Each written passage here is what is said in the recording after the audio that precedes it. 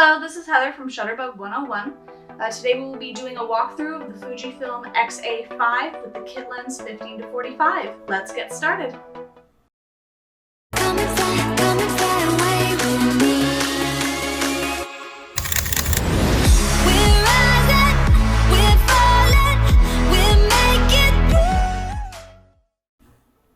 The Fujifilm X-A5 is a crop sensor 24 megapixel mirrorless camera, perfect for the beginner looking for a camera with a classic look and both easy and advanced features to get into as you learn. This camera has 91 autofocus points, touchscreen, and many creative modes, like color selection. It can also shoot continuously at 6 frames per second, has Wi-Fi built in, and the tilt screen, which can also be used as a selfie screen for large groups, or in this case, to get a photo with your dog who is not a huge fan of getting her picture taken. This walkthrough of the Fujifilm X-A5 is to introduce all the buttons, doors, and menu options to help you get started.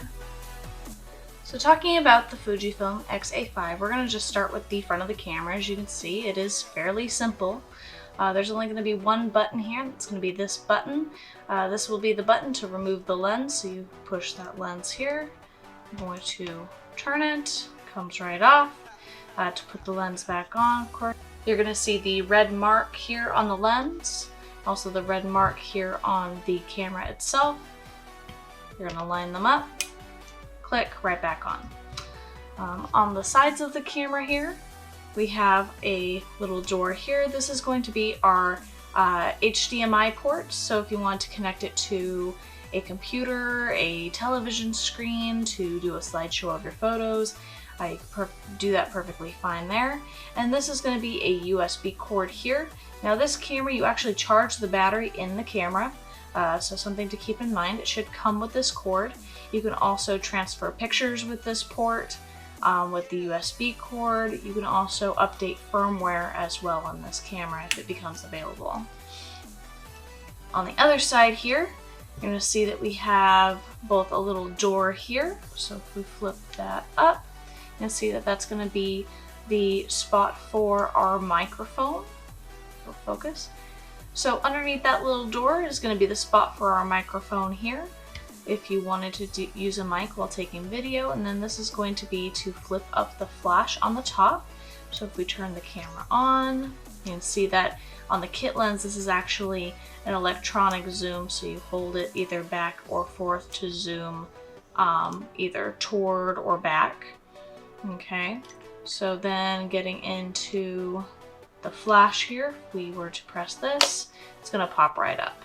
If we don't want to use any flash, you just click it back down. Simple as that. You can also use an external flash. So one of the flashes that you can attach, you can tilt the head up. I personally like that much better than the pop-up flashes. This will work in any circumstance where you need a flash, you don't have an external flash, you just need that extra light. But for events, for portraits, anything like that, if you start getting into it, you want to get an external flash to put on the hot shoe here. And then of course we have our on and off switch. So if we turn it off, you can see that the lens safely comes back inside. We'll keep it on for now. Up here is going to be our function button. This is essentially going to be programmable to your liking. It's going to be a shortcut that you can program, because the whole goal of having buttons like these, and also the quick menu, which we'll go over, is to avoid having to ever actually go into the actual menu, because then, you know, if you're trying to dig through the menu for certain things, you may find that you've lost your moment to take a picture of, you know, so we want to make it as easy as possible to reach the most common features that you will probably be using. So at the moment, this function button is actually aligned with the ISO, to change the ISO. But you can change that to whatever you would like it to be. And this of course is going to be our adjustment dial, so depending on what mode you're in, which we'll go over here in a moment, that will change that. So kind of going over here. So we have what they call an advanced SR auto mode. This is essentially going to detect what you're taking pictures of and adjust your settings accordingly. So next on the list is going to be the advanced. Okay, what that is going to stand for is just an advanced filter. So depending on what you're doing here, you just hit this to change your filters. So you have partial color green, which is what we used in our B-roll, which you saw with the green cheese, the green grass, and everything else is black and white. You can also do partial color yellow, partial color orange, red, blue, purple, you name it. Fog removal, soft focus, toy camera, pop of color, high key, low key, fish eye even is built into this. HD art, miniature cross screen, which if there's water or lights, it'll automatically put that star effect on there. You know, so a lot of different things to play with, which is lots of fun. Is going to be found on that advanced button there. Let me turn to SP. This is going to be essentially our scene modes. Now we do have some scene modes here. We have regular portrait, we have landscape, we have sports, we have night shots. So what you can find in the SP mode is going to be a little bit more. So you have more portrait, you have night on a tripod, fireworks, sunset, snow, beach, indoors for like a party, flowers. If you were taking pictures of documents, so text, so it knows to get a really good contrast on that. And then like multiple exposure if you wanted to do that as well. That can all be found on the SP mode. So of course you have your portrait, landscape, sports, your night shots with the little moon and star. The little squishy rectangle here is going to be a panoramic mode, so you would start by taking your picture from left to right in a smooth motion there. Then of course you have your manual mode, so M is going to be just manual, so you have full-on control of all settings. A is going to be your aperture priority, that's going to control the opening in the lens, how much light is let in. The S mode is going to be your shutter speed priority, that's going to control how much time that light is let into the lens to hit your sensor to make a picture. Just to stop there real quick, the A mode is going to be for those moments where you want to take portraits, you want that nice blurred background, sharp foreground, or to get those nice star effects without using that advanced mode with that filter. The S mode is going to be to show motion or stop motion. So if speed is what you're dealing with, you want to focus more on the shutter speed priority. And then of course there's program, which will allow you to change either or when it comes to shutter speed or aperture. So this is a really good general mode to be on, especially if you're first stepping off of auto, because program, it's going to give you an automatic, hey, this is what I recommend from the camera, and then you can either change aperture or shutter speed there, and it will compensate the rest to get you a well-exposed photo. Okay, so P for things that you're not really expecting, what you're taking pictures of. S if you know you're taking pictures of things that are moving, animals, sports. And then A for events and portraits to get that nice blurred background effect. Right, and then we are back to auto here. So getting into the bottom of the camera here, we can see that there's our universal tripod mount. So if you have a tripod, this is going to be a universal mount on all cameras, so nothing to worry about there. And of course we have our little door here. This is going to be for the battery, so to remove the battery, you do that switch, take it out, put it back in, and of course we have our card here as well. So if you can see here on the door, where it does say push to eject, that is spring-loaded. Do not try and pry it out with your fingernails. It will break the camera, and then just show a little picture diagram of how the card is supposed to go back in with one of the corners cut off, just like how a memory card is. Okay, so that's something to definitely remember. Alright, so going to the back of the camera here, where all the magic happens. Of course, we have our tilt screen, which is nice. If you wanted to use this as a selfie screen, which does flip up, something to remember when you need to do a selfie is to pull up on this for it to be inverted. Okay, so we'll see kind of how it's being flipped there. When you push it down, you know, it goes back to normal for that. So definitely remember that when you're taking any selfie shots, any group photos, anything like that.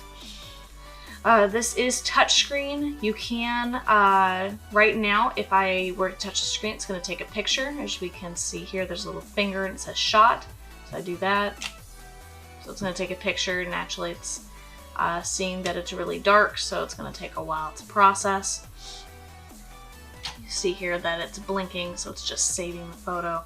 You can also make this touch to autofocus. So if I were to lift this up a little bit, have my hand here, I could just touch anywhere and it should autofocus where I want, okay, without taking the picture. And then you would use this button here to actually take the shot.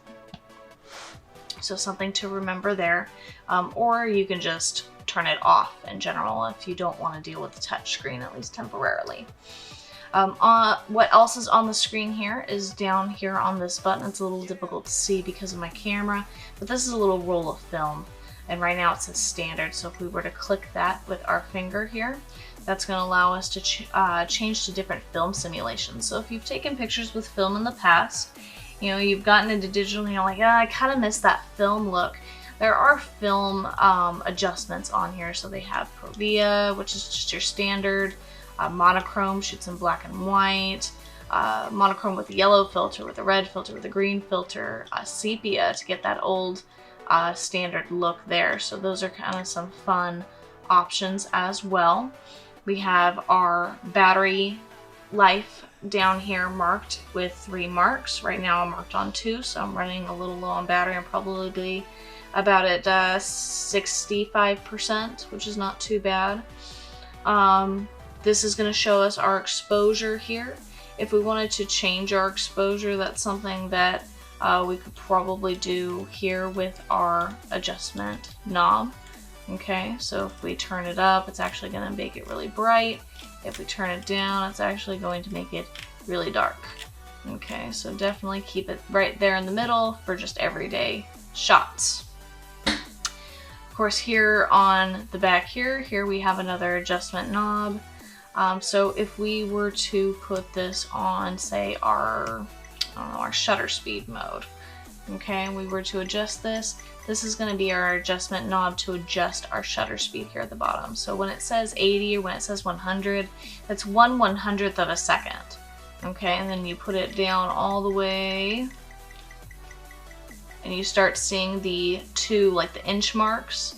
So 2, that's going to be 2 whole seconds. So when you don't see those marks, it's actually a fraction. So 1/30th of a second, 1/100th of a second, and so on. If you change it to your aperture mode here, where it controls how much light is let in, that's going to control your aperture here, your f-stop. Okay, so this kit lens here, let's see, we'll make sure that's zoomed all the way back. Right, the biggest you'll be able to open that aperture is 3.5. Now notice that when I zoom, the aperture does change because this is a variable aperture lens. So all the way zoomed out to its 45 mark, is the biggest you can open that is 5.6. So that is something to remember when you are using your kit lens. Okay, getting back into it here, we'll just change it back to auto for now. This of course is going to be your playback button, so if you want to look back on pictures, all you have to do is click the playback button and then you can use your directional pad to either go forward or back through the photos. This is going to be your record button for video. You can be on any mode when it comes to your mode dial to record any video, except for panoramic, so definitely keep that in mind. And it's very simple. All you have to do is touch to start recording, touch to stop recording. Very, very easy. If we push on multiple of these dials, it's really not going to let us do much, at least on auto. On auto, you're extremely limited to what you can change for your settings. So if we change it to our P mode there, that's going to allow us to change, for example, where we want our autofocus to be. So if we want it dead center, if we push this button here, it's going to allow us to use a timer. Okay, if we push here on the WB, that's going to be white balance. Now I do recommend just keeping your white balance on auto. You know, back with older cameras, we used to have to go, oh, it's daylight, oh, I'm in the shade, you know, but our cameras are so advanced these days that it's really good at determining what the white balance should be in auto. So I would just keep it there just in case. You also have, if you push down, you have your drive mode. Okay, so if we go down here, you have your 6 frames per second or your still image. Okay, so if you press and hold the button down, it's going to take 1 shot, versus if you go down to high, where it's going to take pictures at 6 frames per second, you click and hold the button down, it's going to keep taking pictures at 6 frames per second, so it's going to be for action. You can also change your display here on how you see things. So if you hit your display button, it can make it a whole lot more simple versus giving you more information there. A lot of people just like to keep it like this. But if you ever kind of miss seeing like your battery option and stuff like that, you just push it again. There you go, it's right down there. Of course, we have our Q button, which is going to be our quick menu. I mentioned that earlier when it came to our function button up on top. This is going to essentially be where you want to mainly focus on changing settings.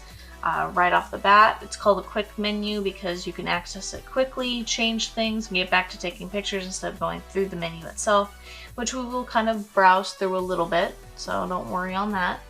Here we can also change the ISO as well as it's programmed to this function button on this camera specifically. You have your dynamic range. I wouldn't really worry about that too much. That's playing with color and contrast at that point. Again, we got white balance, which is also programmed to this button here. We have noise reduction, which essentially if you have high ISOs, you start seeing, you know, pixels and muddiness in those shadows. That can help. Personally, I would do that in post-processing when you have when you're taking pictures, especially if you're taking pictures on RAW. Now this camera can take both pictures in RAW and in JPEG, so if we wanted to change that, you're just going to use your adjustment knob here at the top.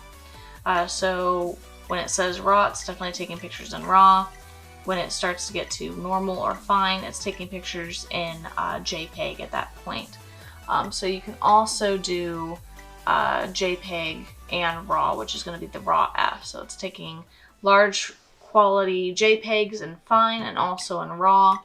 But notice that it will take more room in your card if you do that. A JPEG image is your typical image that is going to be found as a default in any camera, your cell phone, whatever it may be. That's going to be processed in the camera, ready to print whenever you want. RAW is going to be an image that's uncompressed. It's 4 times larger than your JPEG image, so it's going to take up more room. But you do have more availability to edit those. And when you take it in RAW, you need to edit those because they won't be able to view on just any program. They're not ready to print. You have to put them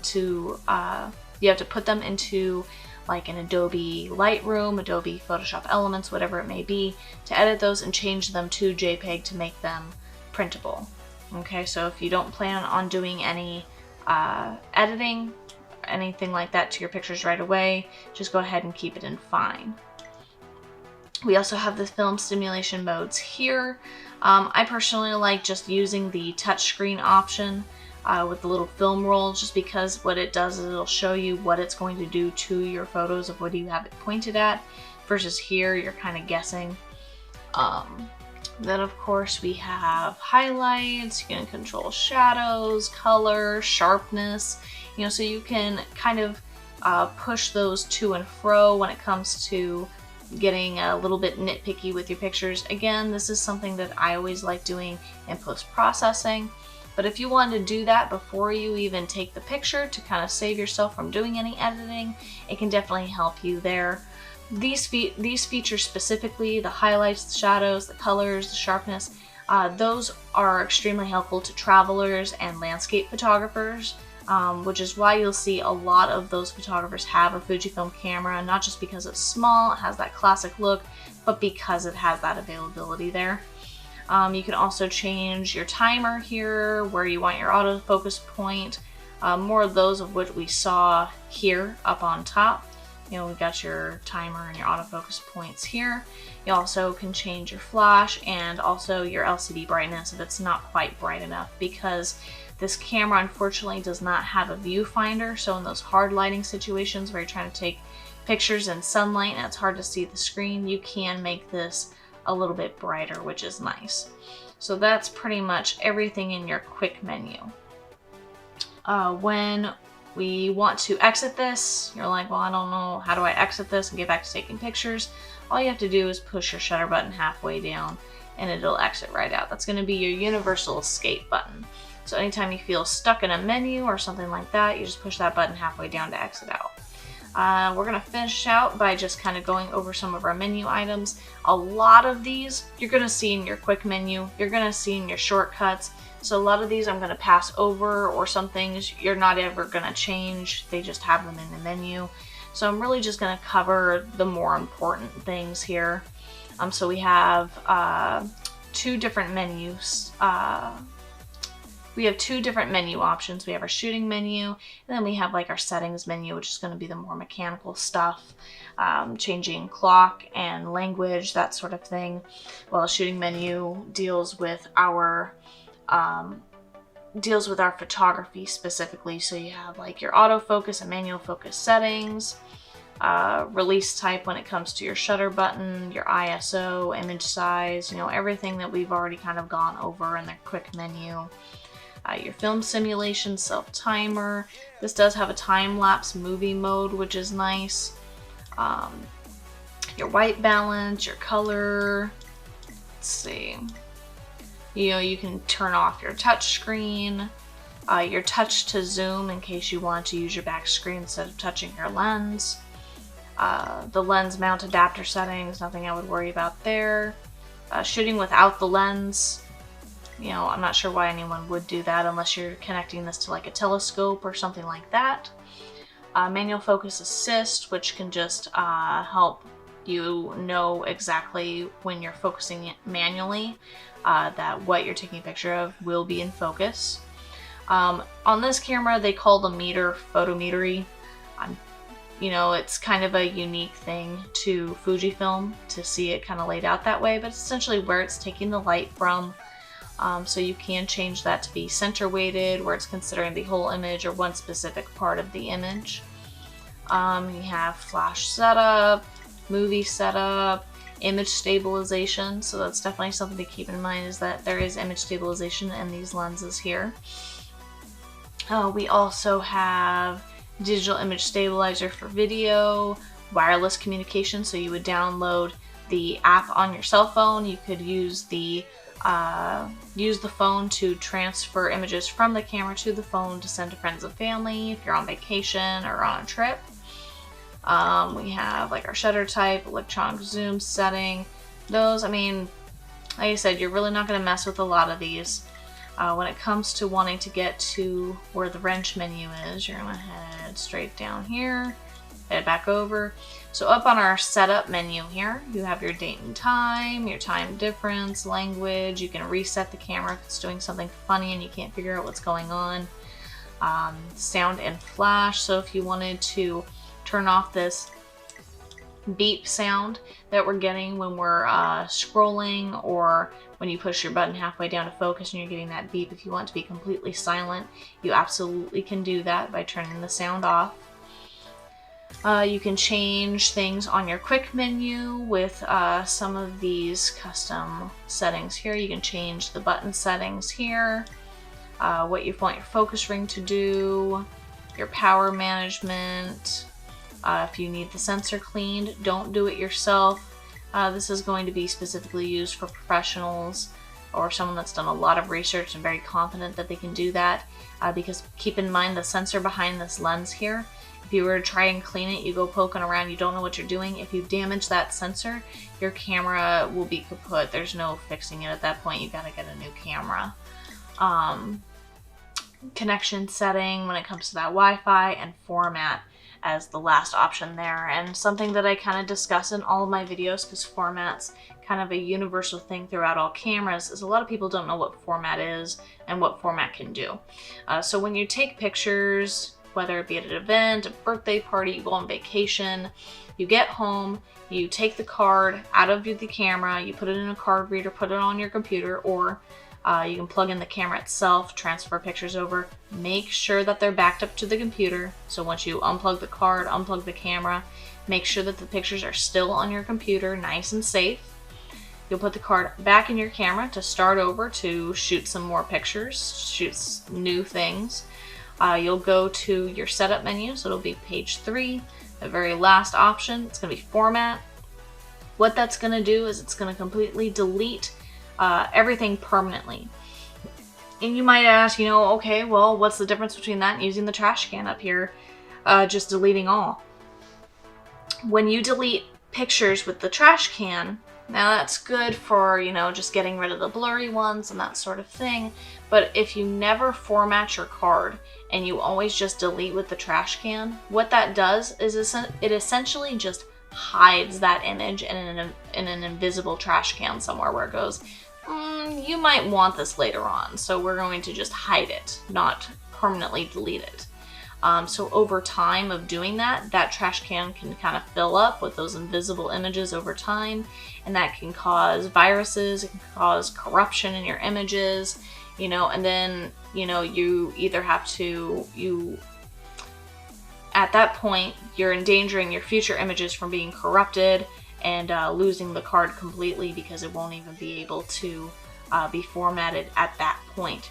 So every now and then, don't make it like I took 5 pictures and I have to go and format my card. It's not even a big deal at that point. Just after you do a big backup, go in, format the card in the camera.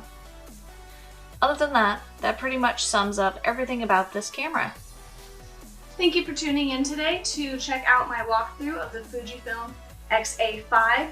If there are any questions or anything that I didn't get to in the video, anything that I didn't answer for you, something that might be a concern, please leave a comment below so I can get to that, and I will be sure to answer any questions that I need to.